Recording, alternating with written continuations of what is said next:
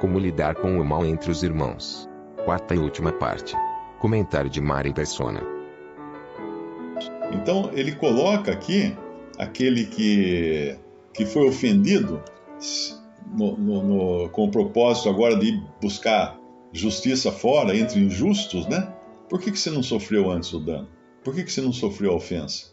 Por que você não simplesmente põe um pano em cima da ofensa que é contra você? Claro, não é um pecado grave e que mancha o testemunho do Senhor, o testemunho público do Senhor, mas uma ofensa pessoal, uma coisa pessoal, não é? Sofreu dano. Ah, mas ele me deve dinheiro. E aí? O que você vai fazer? Você vai na justiça? Você já devia ter tido a sabedoria antes de se precaver. Se você já conhecia a pessoa, se você já conhecia as possibilidades disso acontecer, você devia ter se precavido antes. Porque você vai encontrar em muitos lugares pessoas que realmente não querem trabalhar.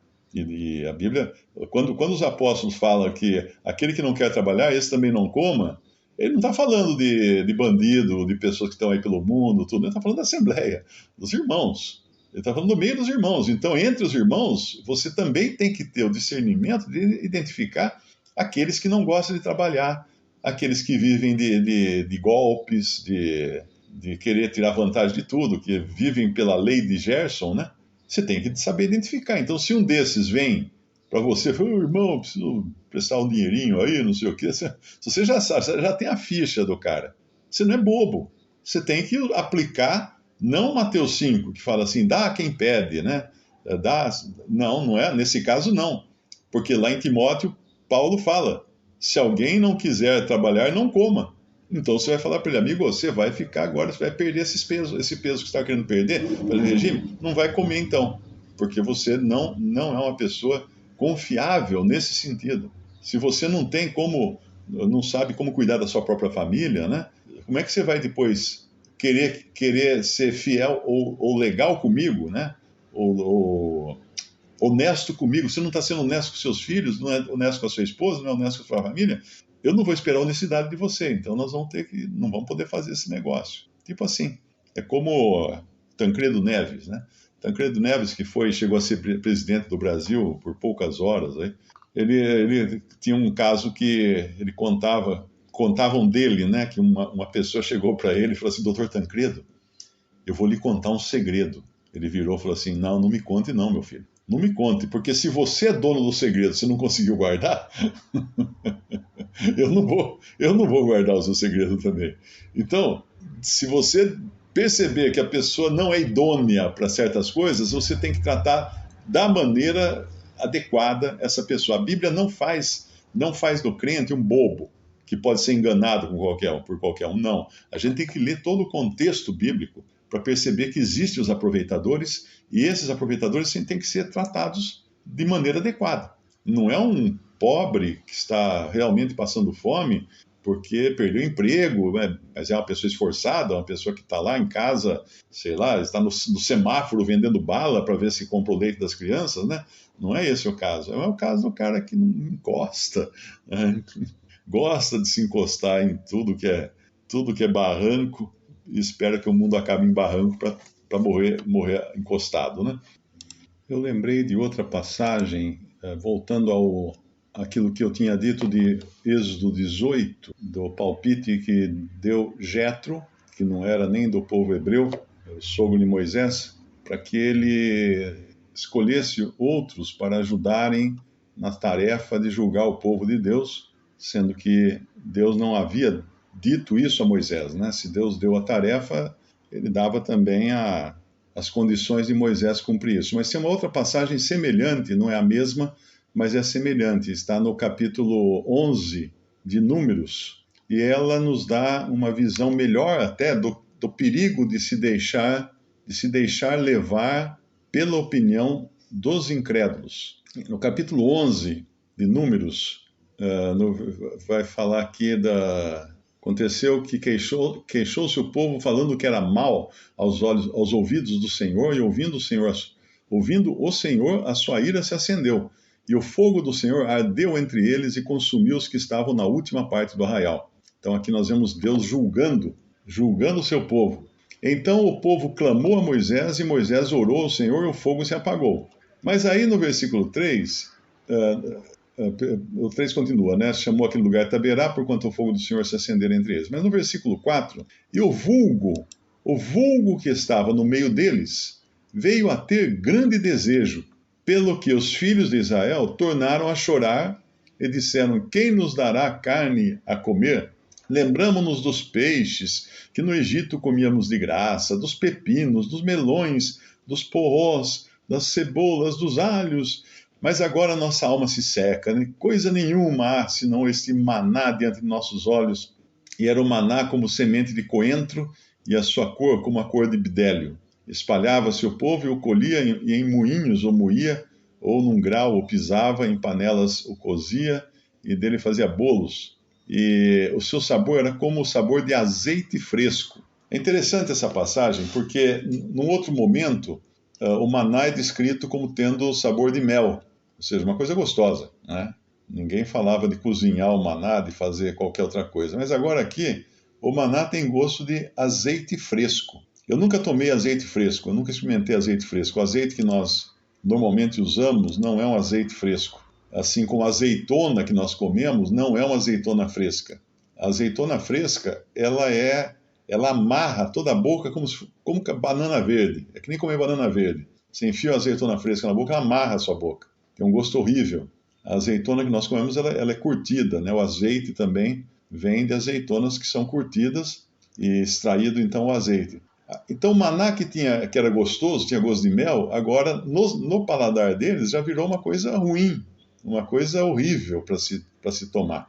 Mas uma coisa que chama atenção aqui, no versículo 4, em outra versão fala: e o populacho que estava no meio deles veio a ter grande desejo das comidas dos egípcios. É interessante lembrar que quando os hebreus saíram do Egito, não saíram só eles, saíram muitos outros que aproveitaram a porteira aberta, né? Quer dizer, a hora que estava sendo aquele povo, milhares de pessoas saindo do Egito, é claro que todos os estrangeiros que moravam no Egito, que também estavam trabalhando em regime de escravidão ou descontentes com o tratamento que tomavam no Egito, o que eles fizeram? Eles pegaram carona naquela caravana de Moisés e saíram junto com eles. Esse povo é o vulgo. Em outra versão fala o populacho. Em outra versão fala a grande mistura de gente que estava no meio deles. Então, de repente, não era mais um povo único que atravessava ali o deserto. Tinha os hebreus, mas tinha também gentios, ou outros povos, uma mistura de povos, que caminhava junto com eles. E é claro que uma coisa acaba influenciando a outra, e nós somos sempre mais influenciados pelo mal do que pelo bem. Então esse populacho sentia saudade da comida do Egito. Mas a saudade vem, não lembra das coisas ruins, né? Você só lembra das coisas boas na saudade. É que nem a mãe, depois que tem o filho, ela não lembra da dor que ela sentiu. Ela só lembra agora do filho, ela só lembra da parte boa. Deus nos criou de uma maneira a perdermos a memória para a dor e conservarmos a memória para o prazer.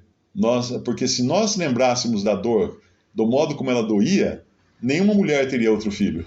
Pararia no primeiro. Porque se você pode pensar num prazer que você teve e sentir uma pontada de prazer só de pensar, porque o seu cérebro é feito para isso. As coisas prazerosas, ele faz você de repente pensar: puxa, que alegria, aquele dia, nossa, que prazer. Daí você começa a se sentir também dentro daquele clima de prazer, mas não na dor. Deus colocou um certo bloqueio na nossa memória, porque senão nenhuma mulher teria um segundo filho. Pararia no primeiro, porque a dor do primeiro já é tremenda. Ela pararia ali, né? Então, o povo ali lembrava das coisas boas, mas não lembrava que eram escravos. Eles lembravam de alguma coisa boa, mas nada da escravidão. E isso contaminou os que eram os filhos de Israel. Os filhos, como fala aqui, né? Os filhos de Israel foram contaminados por essa coisa deles. E começaram também a cantar a mesma música, né? Tornaram a chorar, disseram: quem nos dará carne a comer? Lembramos-nos dos peixes que no Egito comíamos de graça, dos pepinos, dos melões e dos porrós, e das cebolas, dos alhos, mas agora nossa alma se seca. E quando descreve aqui o maná, é uma droga esse maná. É horrível, péssimo, sabor nenhum, né? tem gosto de óleo de azeite fresco. Aí no versículo 10, então Moisés ouviu chorar o povo pelas suas famílias, cada qual a porta da sua tenda, e a ira do Senhor grandemente se acendeu e pareceu mal aos olhos de Moisés. E disse Moisés ao Senhor: por que fizeste mal a teu servo? Por que não achei graça aos teus olhos, visto que puseste sobre mim o cargo de todo esse povo? Concebi eu, porventura, todo esse povo? Dei-o eu à luz para que me dissesses: leva-o ao teu colo, como a ama leva a criança que mama a terra que jurasse seus pais? De onde teria eu carne para dar? Aí ele começa a reclamar. Aí ele fala: mata-me, peço-te, se tenho achado graça aos teus olhos, não me deixes ver o meu mal. Aí vem Deus dando uma ordem para ele, no versículo 16. Disse o Senhor a Moisés: ajunta-me 70 homens dos anciãos de Israel, que sabem serem anciãos do povo, e seus oficiais, os trarás perante a tenda da congregação, e ali estejam contigo. Então eu descerei e ali falarei contigo, e tirarei do espírito que está sobre ti, e o porei sobre eles, e contigo levarão a carga do povo, para que tu não a leves sozinho. Então o que aconteceu aqui? Moisés duvidou da capacidade que Deus tinha de energizá-lo, né? de dar-lhe poder para tomar todas aquelas responsabilidades. Ele duvidou. Por quê? Porque ele foi na conversa do populacho, que por sua vez havia contaminado o povo hebreu. Então a falta de fé nos leva a olhar, a buscar nos incrédulos soluções para questões dos crentes. E é isso que está falando lá em 1 Coríntios 6. Quando que nós vamos buscar, então, buscar ajuda fora, para julgar entre os crentes, coisas que deveriam ser julgadas entre os irmãos? Aí nós vamos procurar a opinião de incrédulos. Porque daí nós não estamos mais crendo que o Espírito Santo seja capaz de nos guiar, de nos dar sabedoria para julgar aquelas coisas. E aqui Moisés, ao contrário lá de Jetro, a opinião de Jetro, que não foi Deus quem capacitou aquela multidão toda, que Moisés vai trazer uma multidão lá, um grupo de pessoas para ajudá-lo nas tarefas de julgar o povo, né? Aqui é Deus quem faz isso, mas por causa da falta de fé de Moisés. Porque se eles tivessem, tem um versículo, acho que fala até eu não acho que é em outro lugar, que falta da falta de fé. Aqui não, versículo 23. Porém o Senhor disse a Moisés, depois que Moisés reclama, né, faz toda aquela reclamação, no versículo 23 o Senhor disse a Moisés: teria sido encurtada a mão do Senhor? Teria sido encurtada a mão do Senhor? Ou seja, o que aconteceu? O que foi diferente agora do que foi quando eu abri o mar para vocês passarem, por exemplo? Não é? Será que o poder do Senhor tinha diminuído aqui, de capacitar Moisés a levar a carga desse povo? Então isso é o que acontece quando nós buscamos recursos exteriores ao próprio Senhor para nos ajudar nas nossas decisões. É claro que não tem erro um irmão consultar outro irmão, né? Uma coisa que não entende, pedir uma ajuda, pedir um aconselhamento, tudo isso é perfeitamente normal. Mas quando nós somos influenciados pelas opiniões dos de fora, vai dar nisso. Aí nós vamos reclamar também. Falar assim: ai, que saudades que eu tinha do tempo que eu era incrédulo, do tempo que eu morava no Egito. Eu comia tão bem no Egito, eu era lá, tinha o sindicato dos escravos, que dava total proteção aos escravos. A gente só comia filé mignon, e picanha, e só do bom e do melhor, e champanhe todos os dias. E é isso. A gente começa a ter saudades do tempo da incredulidade. Por quê? Porque ficamos dando ouvidos a incrédulos. Muitos cristãos fracassam na sua vida de fé por darem ouvidos a incrédulos. O incrédulo fica buzinando na orelha dele assim: cara, olha o que você está perdendo, olha só, que vida deliciosa que eu tenho, e você aí nessa coisa de crente, meu, você está perdendo os melhores momentos, você tá envelhecendo, você está perdendo a melhor parte da sua vida, da sua juventude. Eu fiz um artigo uma vez, um vídeo, a pergunta era a seguinte: devo aproveitar a vida? E a resposta que eu dava é sim, você deve aproveitar a vida ao máximo. Mas que vida? Que vida você deve aproveitar?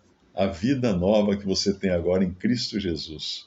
Não aquela vida antiga que não é vida, era morte. Era morte e levava à morte. Então aqui nós vemos outra vez Moisés falha muitas vezes, porque isso é uma lição para sabermos que todos nós falhamos, até Moisés. Até ele, Deus impediu que ele entrasse na terra prometida, né? Porque quando o Senhor falou para ele falar à rocha, ele bateu na rocha para sair água. Não era para bater, era para falar para a rocha. Então ele foi desobediente. E aí o Senhor não deixou que ele entrasse na terra. Avisou ele antes que ele ia morrer, antes de entrar na terra prometida. Mas os caminhos de Deus são tão interessantes que depois nós vemos Moisés na terra prometida. Mas como? O Senhor não falou que ele não ia entrar na terra?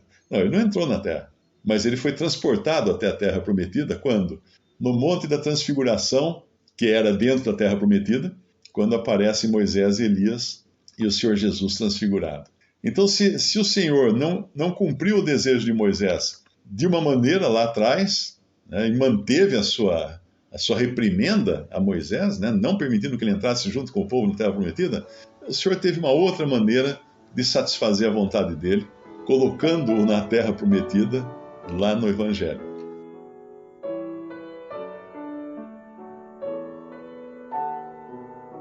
Visite Respondi.com.br. Visite também 3minutos.net.